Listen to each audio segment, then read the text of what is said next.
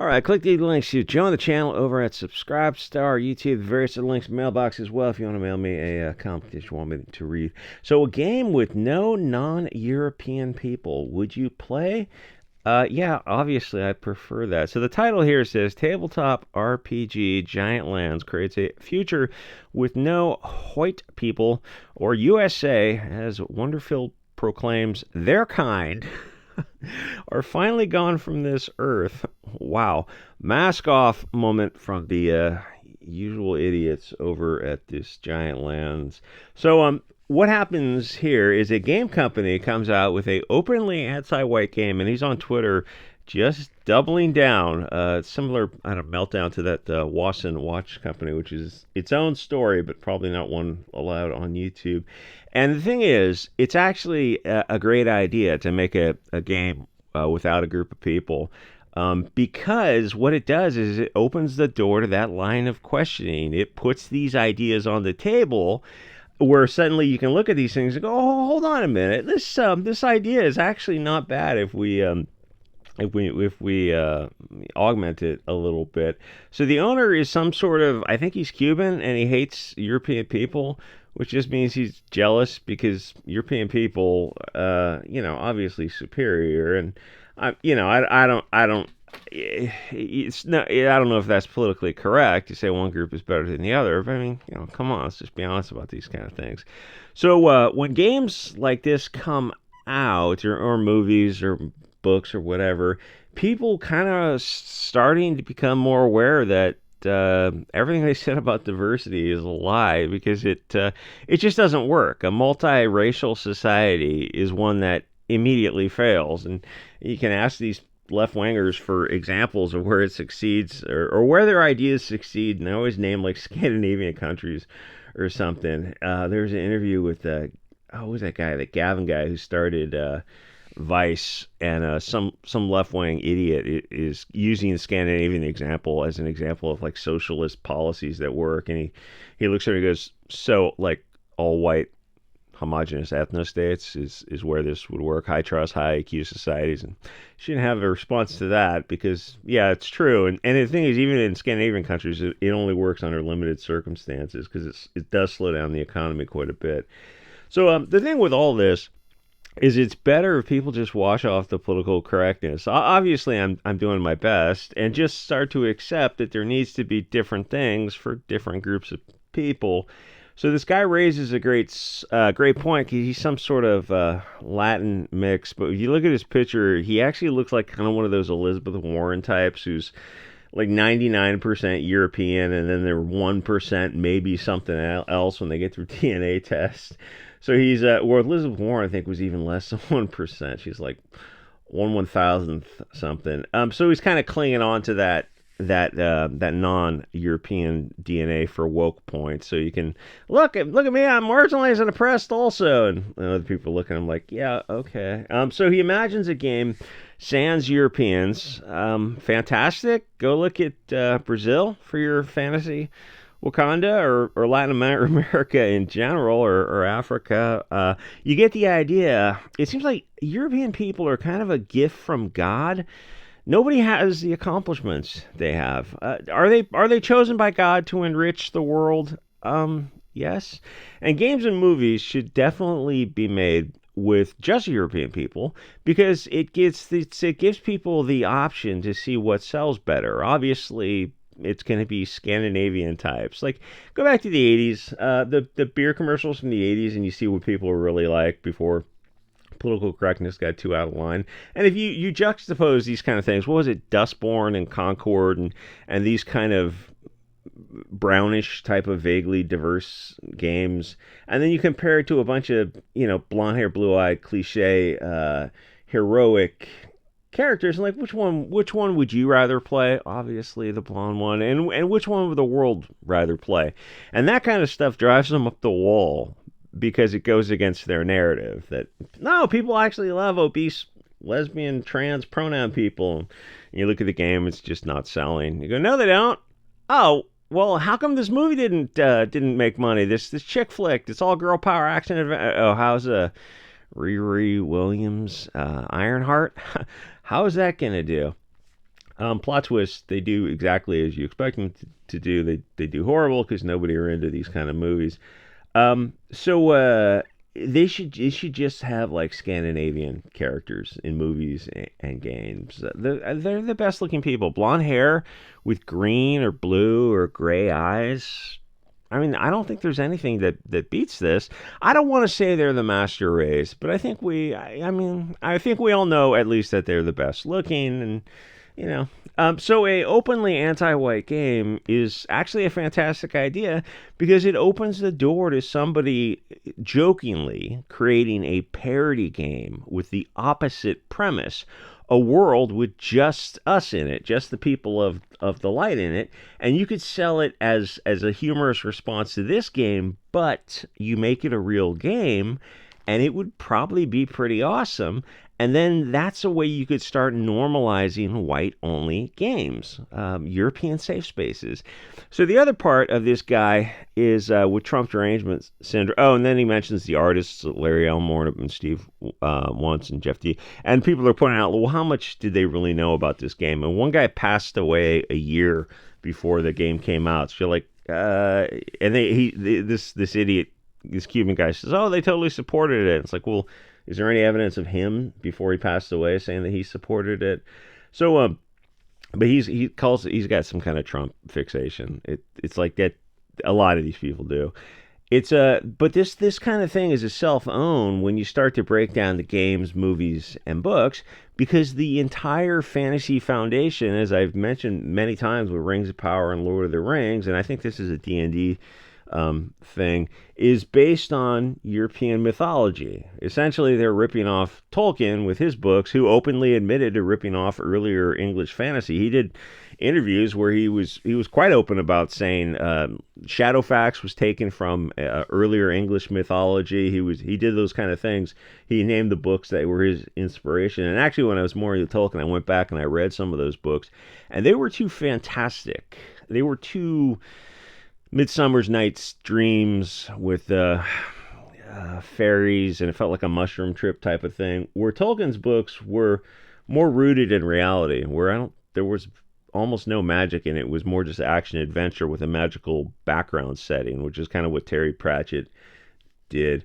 So what happens is the same story that's told repeatedly. The woke idiots, the parasites they are, slither their way into industries, and suddenly it's problematic to portray orcs and elves a certain way because everyone knows who and what they really stand for, which is another bizarre mask-off, self-own moment. And then as you go down the rabbit hole, things start to get clear and get complicated, because classic stories are ethno-nationalist stories, because that is organic. That's the truth, where you protect the tribe, the family, the homelands, the race type of thing.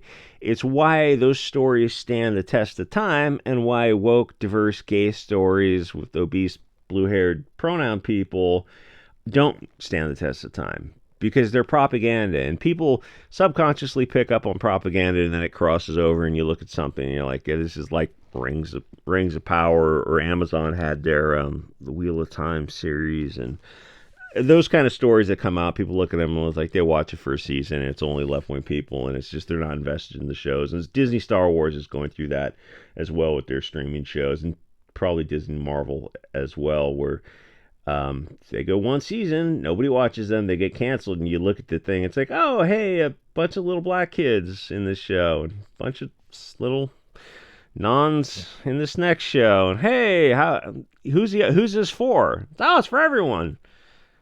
But then why don't you put the what people want, the most desirable characters in the show, to make it look like original 77 Star Wars? And I had that argument with somebody on Twitter, and they go, but that was mostly white people.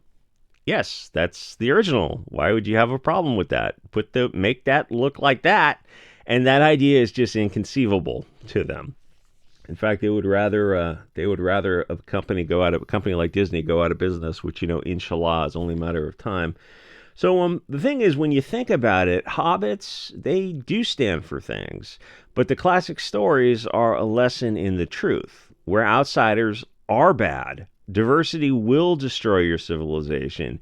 you do have to build walls and castles to keep out the goblins, or else they will destroy everything they touch.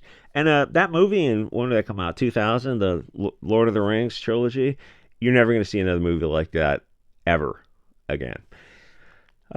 So they make these purple-haired obese orcs in the latest D&D thing. They're just atrocities, and they have the orc have families, and they're supposed to be like, I think they're kind of vaguely like gypsies or something, and they're just marginalized and oppressed murderers. But it's their culture to cannibalize hobbits. So really, the Hobbit supremacists, they're the actual problem. If you don't open your borders to get genocided, you're istophobic. Challenge accepted. It's not the goblins who are raping their children that are the issue.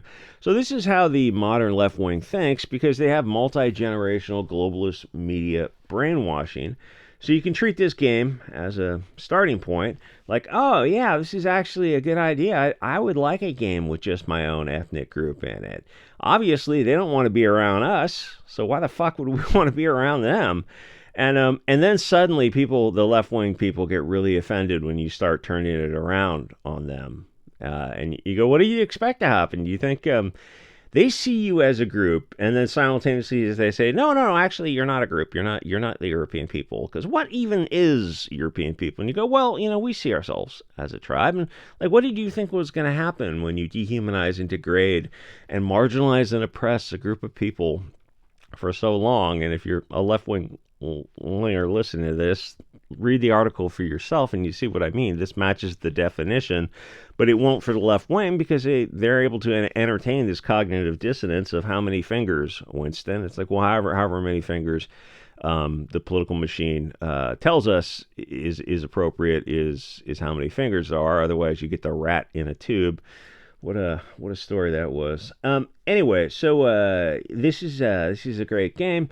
And if you turn it around, they get offended. But so let's just we can just like skip a lot of this early stuff of calling each other istophobic and problematic and all those Bolshevik buzzwords, marginalized and oppressed. It's all nonsense. It's a way to manipulate the listener.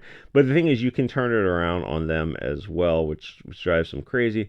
But why not just go all the way to take these ideas and go, this is a good idea. Why don't we start to have separate pop culture environments, different games, books, and movies for different people? Clearly, we don't want to be around each other. We need our safe spaces away from these sorts of people as well.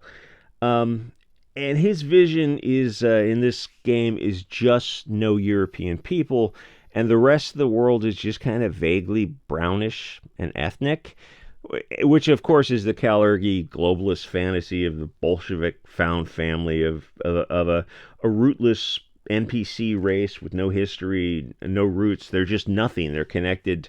They're like an ultimate fantasy NPC in a story. They just exist out of time. They can be inserted anywhere. They have no culture, no history, no tribe. They're nothing people. They're just freshly made people, which makes them slaves for the Bolshevik rulers. And I wonder with this guy who's kind of just barely brown.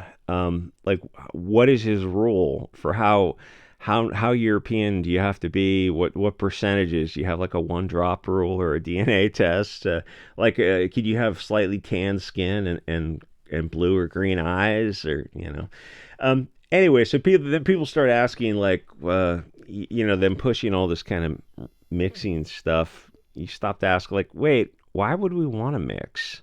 Like, your whole premise of this story, and you see this in modern Hollywood as well. The Gunslinger movie is a fantastic example, and there's a bunch of other movies where it's like Rings of Power is a good example. You look at a tribe of people. It's like this one tribe of the hobbits. Like in the book, there's like these 3 little tribes, like the Harfoots or something, and the elves have mountain elves and woodland elves and river elves. And so it's one group of people, and then you look at the movie and there's like clearly they're all different races of actors playing these roles. And you go, this doesn't make sense.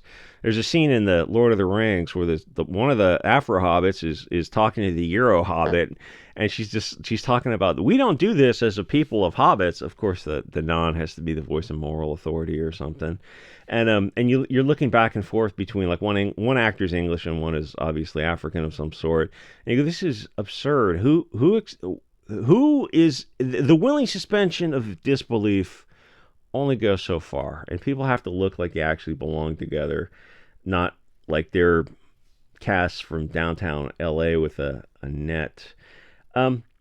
Anyway, but it's these kind of subconscious revulsion at seeing this kind of propaganda, this kind of nightmare chimera science experiments. What was that other Amazon one that was Willow?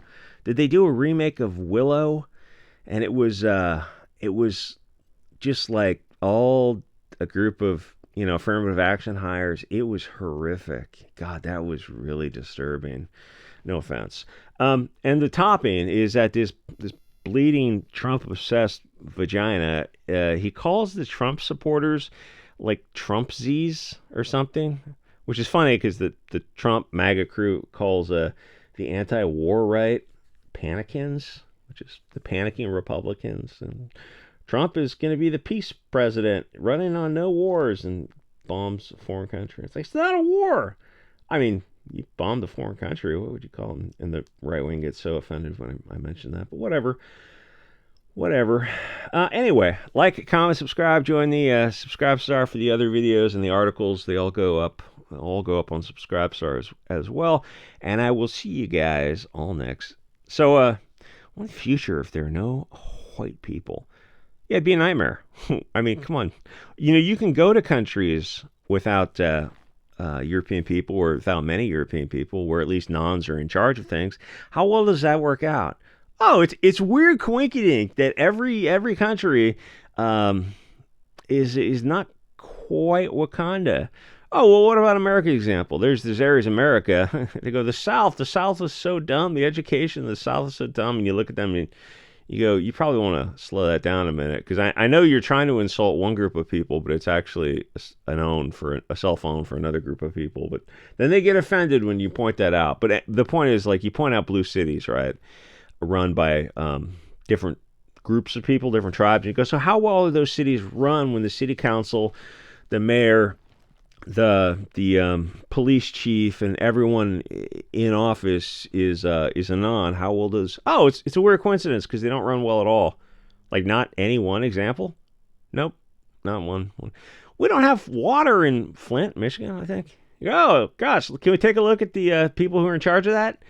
No, we can't. So the state, the county, the state, local, right? So the feds had to come in because they said it was so mismanaged. Yeah. Mismanaged by whom? Whom, my precious? Whom? It doesn't matter. And you're probably a racist bigot, istophobic, or like whatever. Yeah, whatever. Anyway, thanks everyone over at SubScribeStar and using the mailbox to send me comics and pocket knives and beanies. I appreciate them all. And I will see you guys all next episode.